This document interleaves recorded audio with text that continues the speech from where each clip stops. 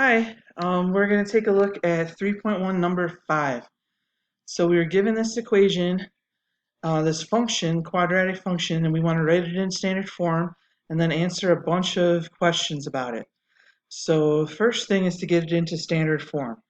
So we need to complete the square in order for that to happen.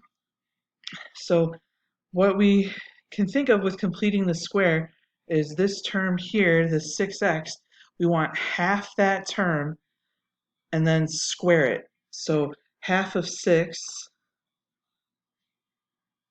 and then 3 squared.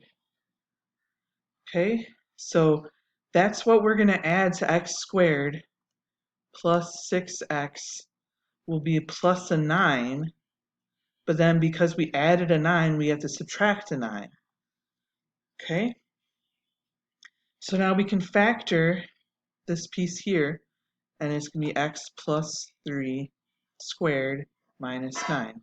So our standard form is f of x is equal to x plus 3 squared minus 9.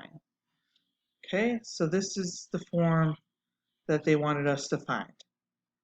So we'd enter that in. And then the next thing they want you to find is the vertex.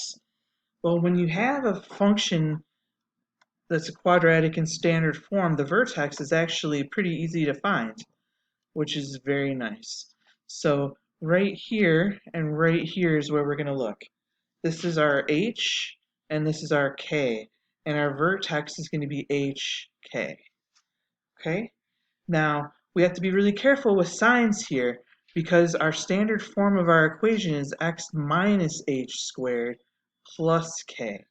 So instead of a positive 3, we're going to have a negative 3 in our vertex.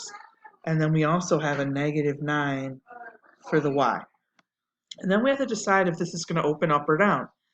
So we look at the coefficient in front of the x squared, or we look in front of our first term there, and we see if it's positive or negative.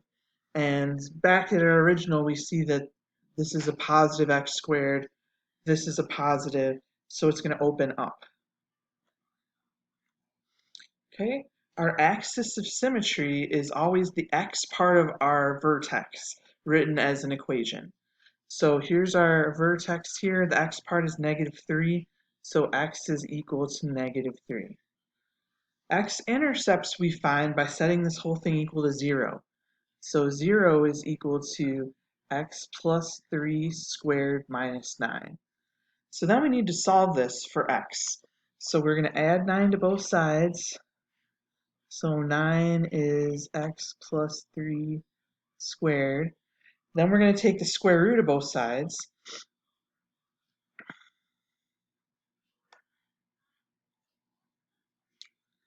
So then we get 3 is equal to x plus 3, plus or minus 3, I should say. And then we get to subtract 3 from both sides. So we get minus 3 plus or minus 3 is equal to x. So we're either going to get a 0 or a negative 6.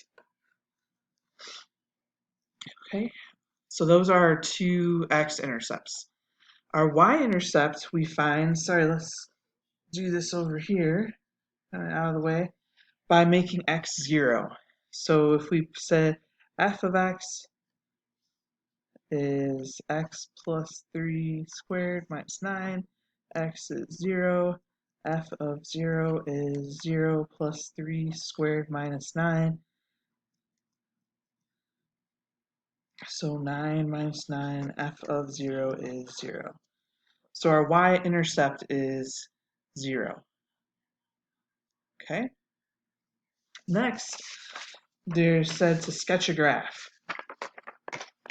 So they had a bunch of graphs that we can choose from. Things we know is that we're going to cross at 0 and at negative 6. We know that the vertex here was at negative 3, negative 9.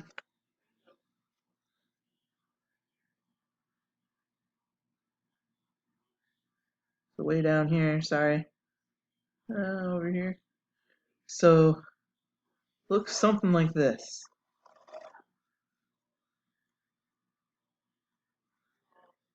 Okay, so we're going to pick the picture that looks the closest to that. And then we need to talk about domain and range.